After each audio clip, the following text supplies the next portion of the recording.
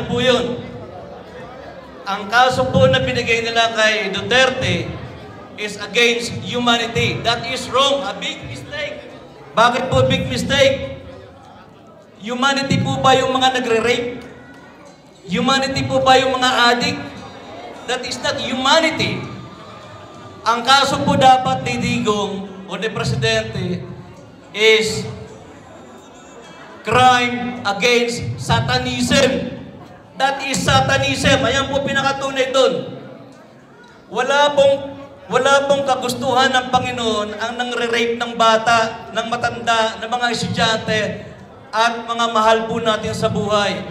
Mga adik lang po ang may kagagawan nun. Kaya po, that is Satanism. So may kaso po ba ang against Satanism?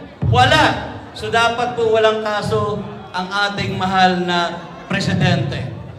Maraming salamat po. Huwag po natin kalimutan. Ipapangumpanya ko na po ang PDP laban sapagkat pag hindi po natin binoto ang ating PDP laban, vote straight, pag hindi po natin ginawa yan, may impeach po si Sara. At ang papalit po, baka mas masahol pa kay Marcos, kay Bongbong. Vote straight po tayo, PDP laban. Lahat na po yun para hindi po ma-impeach ang ating mahal na Sara Duterte. Duterte! Duterte! Duterte! Maraming salamat po at God bless po sa lahat.